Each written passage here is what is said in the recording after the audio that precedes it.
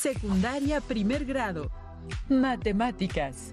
Plantear problemas de números con signo en diversas situaciones.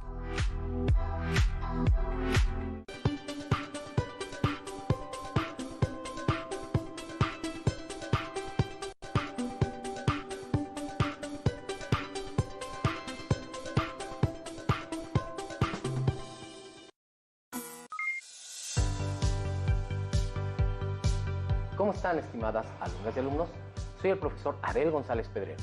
Nos encontramos nuevamente con ustedes en esta sesión de Aprende en Casa 2 de la asignatura de Matemáticas de primer grado. Les recuerdo que soy la profesora Elizabeth Orozco y estamos muy contentos de estar nuevamente con ustedes para dar continuidad a la lección anterior, en la cual aprendimos cómo realizar operaciones con números positivos y negativos. Como lo dijo la profesora Elizabeth, estamos muy emocionados de estar con ustedes y esperamos que se encuentren muy bien en casa y que estas lecciones les sirvan para darse cuenta que las matemáticas son interesantes y divertidas. Antes de comenzar, es importante mencionar que al resolver un problema matemático es fácil confundirse si no llevas un orden. Para evitar que esto suceda, les compartiremos estos sencillos pasos que les permitirá tener una mejor comprensión para la resolución de cualquier problema. Número 1. Lo primero que debes hacer es leer con detenimiento para analizar el problema y comprender tanto el contenido como la pregunta. Número 2. De este análisis debes extraer y escribir en tu cuaderno los datos que te permitan llegar a una solución satisfactoria. 3. Con los datos hacemos un planteamiento numérico, eso sí, con claridad y limpieza. 4. Ubica las operaciones necesarias y después resuélvelas. Número 5. Una vez resueltas las operaciones, escribe la solución y no olvides anotar las respectivas unidades. ¡Excelente! Ahora sí, vayamos a revisar el tema de la lección de hoy. En esta lección, reflexionaremos acerca del uso de los números con signo, aplicados en la resolución de situaciones problemáticas en diversos contextos cotidianos. Bien, preparemos nuestros materiales. Vamos a utilizar para esta clase nuestro cuaderno de matemáticas u hojas para escribir, lápiz y goma, colores, regla y, por supuesto, su libro de texto de matemáticas. Anoten dudas, inquietudes o dificultades que surjan al resolver los problemas planteados en esta lección. Verán que muchas dudas podrán irse resolviendo al reflexionar sobre los problemas que iremos mostrando durante la clase y posteriormente podrán utilizar su libro de texto como apoyo para consultar las dudas que hayan quedado.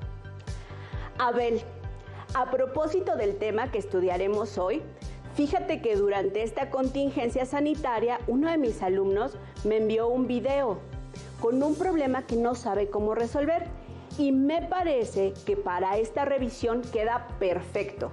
¿Qué les parece si vemos el video y resolvemos el problema en equipo? ¿Sabías, Emma, que el cormorán imperial es un ave que vive en la Patagonia, tanto del lado chileno como del argentino? Son pájaros monógamos, es decir, que tienen una sola pareja durante toda su vida. Viven en colonias y se alimentan de peces y moluscos. Pero lo más interesante de estas aves es que para pescar se pueden sumergir hasta 50 metros bajo el mar. ¡Qué interesante, Mateo! Resolvamos el siguiente problema sobre esa ave.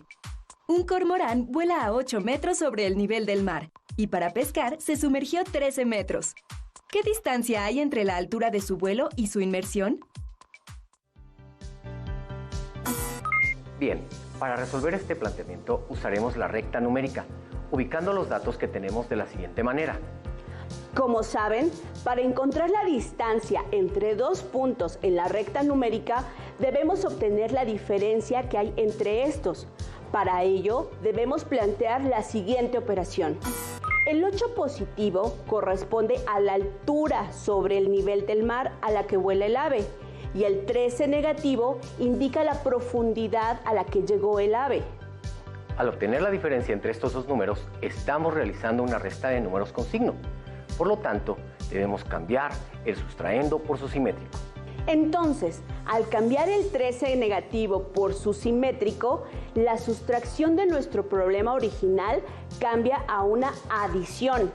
En este caso, el simétrico de 13 negativo es 13 positivo y la operación queda como 8 positivo más 13 positivo y da como resultado 21.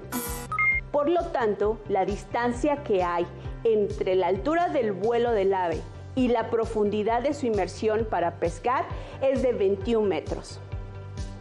Esto se puede comprobar sobre la recta numérica de la siguiente manera. Como podemos observar, tomamos en cuenta la distancia tanto de vuelo como de inmersión, representadas con una unidad de referencia que es el nivel del mar. Espero que tu alumno haya visto cómo dimos solución al video que te envió. ¿Por qué no vemos un problema nuevo? Abel, las operaciones con números positivos y negativos me hacen pensar en una situación que seguramente conocemos, en donde un grupo de estudiantes decide crear una caja de ahorro muy peculiar, en la cual pueden pedir dinero prestado a la persona que lleva el control del presupuesto, pero con el compromiso de pagar su deuda. Claro, pongámosle nombre a esta persona, Lucía. Para evitar confusiones, Lucía, la alumna que administra, tiene que llevar algún método de registro para tener el control de quienes deben y quienes han pagado.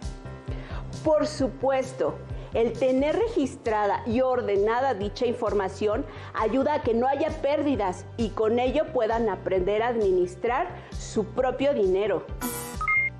En esta imagen podemos ver el registro que lleva Lucía de los alumnos que deben a la caja y lo que han pagado. Control de registro de Lucía. Tenemos una tabla que en la primera fila tenemos lunes, martes, miércoles, jueves, viernes, con un saldo a favor y un saldo en contra. Tenemos también en la primera columna el nombre de Teresa de primero A, Ricardo de tercero C y Josefina de segundo B. El lunes, Teresa debe 8 pesos con 50 centavos. Ricardo de tercero debe 20 pesos con 50 centavos. Josefina de segundo B debe 12 pesos. Martes, Teresa de primero A paga 10 pesos. Ricardo de tercero C debe 15 pesos. Josefina de segundo B debe 8 pesos. Miércoles, Teresa de primero A debe 9 pesos. Ricardo de tercero C paga 11 pesos con 50 centavos. Josefina de segundo B paga 15 pesos 50 centavos. Jueves, Teresa de primero A paga 15 pesos con 50 centavos. Ricardo de tercero C paga 2 pesos con 50 centavos. Josefina de segundo B paga 2 pesos con 50 centavos. Viernes, Teresa de primero A debe 5 pesos con 50 centavos. Ricardo de tercero C debe 8 pesos. Josefina de segundo B paga 3 pesos. Vamos a calcular si Ricardo de tercero C tiene un saldo a favor o en contra. Para ello, planteamos la siguiente operación. 20.50 negativo más 15 negativo más 11.50 positivo más 2.50 positivo más 8 negativo. En la operación que se está planteando es importante observar que el dinero que Ricardo debe está representado con números negativos, mientras que los números positivos corresponden a lo que paga. Como observamos, en esta operación tenemos números positivos y negativos. Una estrategia que podemos utilizar es sumar por separado los números negativos y positivos. Primero, sumemos los números negativos. 20.50 negativos más 15 negativos más 8 negativos es igual a 43.50 negativos. Ahora sumemos los números positivos. 11.50 positivos más 2.50 positivos es igual a 14 positivos. Por último, podemos sumar estos dos resultados parciales para saber si Ricardo tiene un saldo a favor o le debe dinero a Lucía. 43.50 negativo más 14 positivo es igual a 29.50 negativo. El resultado final es 29.50 negativo. Y si recordamos que estamos hablando de dinero y las unidades son los pesos, entonces Ricardo debe 29 pesos con 50 centavos. Si no llegaron al mismo resultado, puede ser que no hayan colocado correctamente el signo a los números negativos o algún error en operación.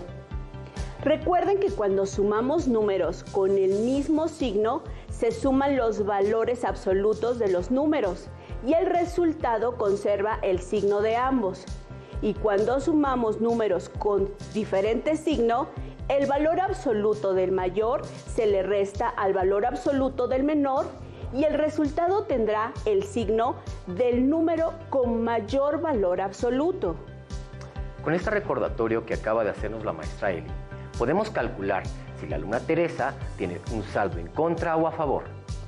Hagamos el planteamiento del problema. 8.50 negativo, más 10, más 9 negativo, más 15.50 positivo, más 5.50 negativo. Y sigamos el procedimiento del planteamiento anterior. Así que primero sumamos los números negativos.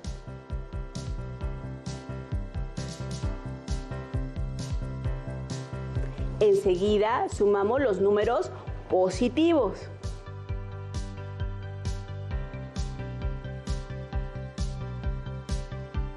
Y como en el ejemplo anterior, por último sumamos los resultados parciales. 23 negativo más 25.50 positivo es igual a 2.50 positivo. No olvidemos que este resultado representa una cantidad de dinero y en este caso Teresa tiene un saldo de 2 pesos con 50 centavos a favor. Abel, ¿en qué otras situaciones se aplican las operaciones de números positivos y negativos? Vayamos a resolver un problema más sobre una situación que viven las personas que usan automóvil en su vida diaria. Durante el primer mes del año, el litro de gasolina subió 5 centavos, el segundo bajó 27 centavos, el tercero bajó 40 centavos y para el cuarto mes bajó 4 pesos con 80 centavos. Si el costo de la gasolina, antes de tener variaciones en su costo, era de 21 pesos con 76 centavos el litro, ¿cuál fue el costo del litro de gasolina durante el cuarto mes del año? Para responder a esta pregunta, nos apoyaremos en la información que encontramos en un libro de texto de matemáticas. Ustedes pueden buscar en su libro de texto el tema resolver problemas de suma y resta con números enteros, fracciones y decimales positivos y negativos y comparar las actividades propuestas, así como la información que aparece. Cuando se tiene una suma de dos números enteros con el mismo signo, se suman los valores absolutos de los números y se conserva el signo en el resultado. Por ejemplo, 2 negativo más 3 negativo es igual a 5 negativo. 8 positivo más 4 positivo es igual a 12 positivo. Cuando se tiene una suma de dos números enteros con signo diferente, se restan los valores absolutos de los números y se agrega al resultado el signo del sumando con mayor valor absoluto. Por ejemplo, 5 negativo más 3 positivo es igual a la diferencia de 5 menos 3, que es igual a 2 negativo, ya que se conserva el signo del 5, que es mayor a 3. 3 negativo más 7 positivo es igual a 4 positivo, ya que se conserva el signo del 7, que es mayor a 3. Resta de números positivos y negativos. Dos números que tienen el mismo valor absoluto, pero que tienen signos distintos, se llaman simétricos. Si A y B son números con signo, la resta de B negativa equivale a la suma A positiva más B negativa, donde B negativa es el simétrico de B positiva. Para dar respuesta a la pregunta, retomaremos lo que acabamos de leer. ¿Cuál fue el costo de la gasolina por litro durante el cuarto mes del año? Podemos representar los datos del problema con una operación. 21.76 costo inicial, más 0.05 subió durante el primer mes, más 0.27 negativo bajó durante el segundo mes, más 0.40 negativo bajó durante el tercer mes, más 4.80 negativo bajó durante el cuarto mes. Como ya observaron, se trata de una situación donde el costo sube y baja. Por lo tanto, debemos utilizar números con signo, es decir, positivos para representar el costo cuando sube y negativos para representar el costo cuando baja, de la siguiente manera. 21.76 positivo más 0.05 positivo es igual a 21.81 positivo. 0.27 negativo más 0.40 negativo más 4.80 negativo es igual a 5.47 negativo. 21.81 positivo más 5.47 negativo es igual a 16.34 positivo. Debemos aplicar la misma estrategia que en los ejercicios anteriores. Primero sumamos los positivos y luego los negativos. Por último, realizamos la suma de los resultados parciales. De este modo, podemos afirmar que durante el cuarto mes del año, la gasolina tuvo un costo de 16 pesos con 34 centavos por litro. En su libro de texto podrán encontrar otros problemas similares a este tipo de situaciones.